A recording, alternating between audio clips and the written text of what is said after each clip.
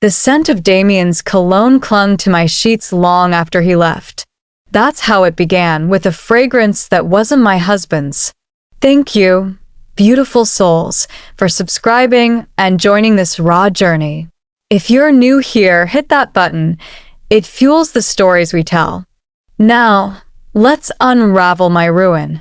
I am Victoria, blonde, 34, the kind of woman who baked lemon loaves for church fundraisers and pretended not to notice Freddie's late-night client dinners.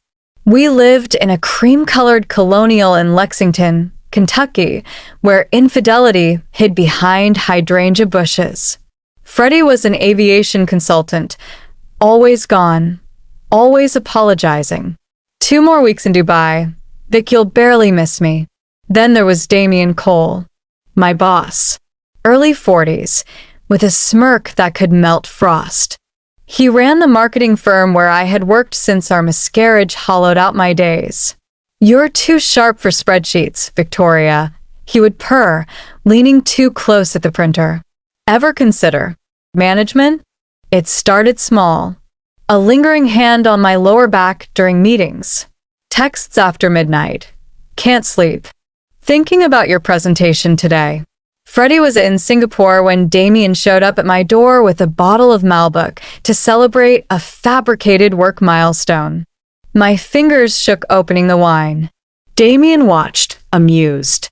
Relax, Vic. I don't bite. But his eyes said otherwise. We sat on the couch, knees brushing, as he dissected my marriage with surgeon precision. Freddie's a fool. If you were mine, I would never let you lonely. The kiss wasn't gentle. It was a claim. And I let him. Upstairs, my wedding portrait glared as Damien peeled off his tie.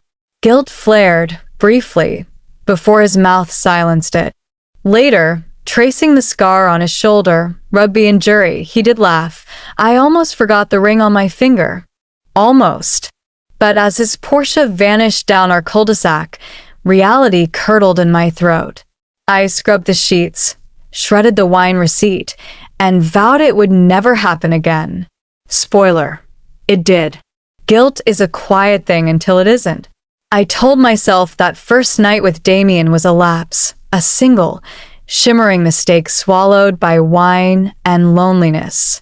But 3 days later, when he cornered me in the office supply closet, his hands already tugging at the hem of my blouse, I didn't scream. I didn't even whisper no. Freddie called that evening, his voice crackling over a shaky Dubai connection. Miss you, Vic. 2 more weeks, okay? I stared at the bite mark Damien had left beneath my collarbone, purpling like a storm cloud. Sure, I said. Take your time. The lies came easier after that. Damien's flirtation morphed into something possessive. He would book strategy meetings in his glass-walled office, blinds drawn, while interns shuffled past oblivious. He memorized my coffee order, sent roses to the house just because, and texted me photos of hotel room keys with a single question. Tonight? I deleted them all, but my thumbs always replied. Freddie noticed the distance. Or maybe he had always been distant himself. During rare dinners together, he would chew his steak in silence while I counted ceiling cracks, wondering if Damien was texting his wife. Yes, wife. Another detail he had forgotten to mention until our 3rd rendezvous. One night, Freddie reached for my hand across the table. His wedding band felt foreign, cold. You've been different, he said. I slipped my fingers free. Then, blamed it on jet lag. The miscarriage haunted us both, but Freddie grieved in airports and hotel bars. I had bled alone in our marble bathroom, clutching my phone as his voicemail played. Hey, it's Fred. Leave a message. Damien knew that story. He had coaxed it out of me one afternoon while tracing circles on my thigh in a Motel 6. He doesn't deserve you, he murmured, and for a heartbeat, I believed him. By November, Damien's wife, Lila, began volunteering at the office, sleek and sharp as a scalpel, her gaze lingering too long on my smudged lipstick. Victoria, she said, cornering me at the copier. Funny, Damien never mentions you. I laughed too loud, lied too fast. That night, I dreamed of Freddie finding Damien's Rolex under our bed. He didn't yell. He just left. When I woke, Damien was smoking by the window, shirtless, backlit by streetlights. You talk in your sleep, he said, grinning. Don't worry. I will keep your secrets. But secrets, like men, rarely stay where you put them. The human heart is a reckless thing. It thrives on danger, beats louder when it knows it shouldn't. By December, Damien and I had perfected the art of almost getting caught. We met in airport parking garages when Freddie was boarding his flight, in conference rooms after hours where the cameras malfunctioned. Once, we nearly collided with Lila in the lobby elevator. Her perfume lingered in the air as we ducked into separate stairwells, Damien's laughter trailing behind him like a dare. I told myself I could stop. Then Freddie canceled our anniversary trip to Napa. Client emergency, babe. You understand. And Damien booked us a suite under a fake name. The hotel ice machine hummed all night. I didn't sleep. Guilt had become a dull throb, like a bruise I kept pressing. I threw myself into work, volunteering for projects that kept me late at his office. Damien rewarded me with promotions I didn't earn and promises I didn't trust. You're brilliant, Victoria, he would say, fingers nodding in my hair. But you're even better at this. Then came the text. Unknown number. Ask your husband about Singapore. He'll have quite the story. I deleted it. Then another. Flight logs don't lie, sweetheart. My hands shook as I combed through Freddie's emails that night. Buried in his spam folder. Confirmations for weekend flights to Charleston. Every month, like clockwork. Hotel receipts. Spa charges. Couples massages. Damien found me crying in the office parking lot the next morning. You knew I spat. He leaned against his Porsche, calm as a snake. Freddie's been fucking his assistant for a year. Thought you deserved the truth. The ground tilted. Claire, 24, bubbly, the one who had mailed Freddie's forgotten passport last spring. I had sent her a thank you card. Damien lit a cigarette, smoke curling into the frosty air. He ruined my sister's marriage too. Lila's her best friend. We've been waiting for this. I slapped him. He laughed. That night, I poured Freddie's whiskey down the sink and dialed Damien's number. His voice was a dark hum. You're not a victim. Vic, you're a volunteer. He was right. We met at the motel again. No pretense, no wine. Just rage and release. Afterward, I stared at the water-stained ceiling, Damien's breath hot on my neck. What now? I asked. He smiled. Now we burn it all down. The truth, when it came, arrived in a manila envelope. Freddie found it taped to our front door on a rain-slicked Tuesday. Inside, grainy photos of Damien and me tangled in motel sheets, time-stamped receipts from Charleston hotels, and a typed note. Ask your wife who's really been flying first class. He confronted me in the kitchen, slamming the envelope on the granite countertop where I had once rolled out pie crusts for his birthdays. His face was a mask of quiet fury, the kind that precedes a hurricane. Explain, he said. 2 syllables ice cold. I didn't deny it. Instead, I laughed, a jagged, broken sound, and tossed Claire's flight logs at him. His tan drained to ash. How long? He asked, but we both knew the answer. Damien called it synchronicity. I called it carnage.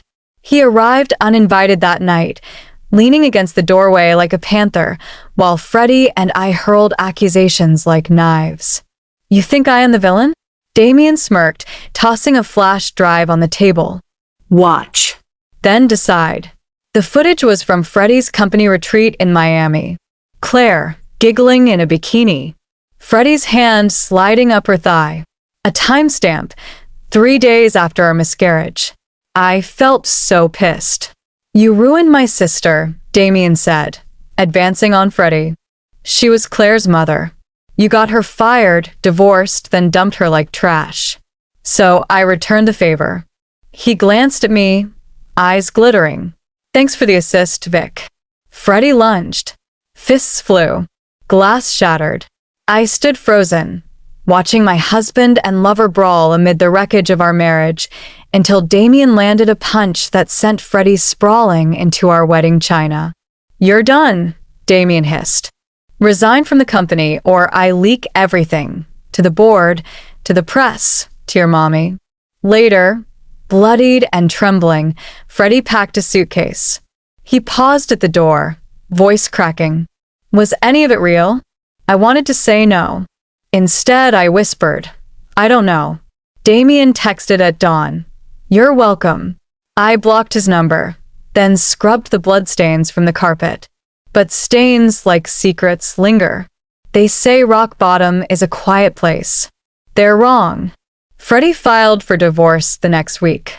The Lexington Herald ran the story on page 3. Local executives affair scandal topples aviation firm. Damien leaked everything, emails, photos, even the motel security tapes. My face blurred but recognizable, a modern-day Hester Prynne in pencil skirts. Mom stopped calling. Neighbors crossed the street to avoid me. I drank. The house sold in April. I moved into a one-bedroom apartment reeking of cat urine and regret. Freddie kept the friends, the reputation, the sympathy. I kept the nightmares. Damien's downfall came 2 months later. Lila, it turned out, had her own revenge plot. She had funneled company funds into offshore accounts, framing him for embezzlement. He called me once from a blocked number, slurring, "You owe me, Victoria. They're gonna bury me." I hung up. Claire sent a letter. "I am sorry," it said. "He told me you couldn't have kids. I didn't know." I thrashed it and never replied. One frostbitten morning, I found myself at the cemetery where we had buried the baby. The tiny marker read Angel Hartman. No dates. Just a name we had never agreed on. I knelt in the mud, tracing the letters. "I am sorry," I whispered. The wind stole the words. Therapy started in June. Dr. Munoz, a no-nonsense woman with kind eyes, made me say it aloud. I cheated. I broke us. I wanted to burn, so I did. Freddie remarried last fall. Claire, of course. They're expecting twins. As for me, I work at a bookstore now. No spreadsheets, no Porsches. Just paperbacks and quiet. Some days, I catch my reflection in the shop window. Older, softer, less sharp. I don't look away. Redemption isn't a blaze. It's a slow, stubborn smolder. To every viewer who stayed until the end, thank you.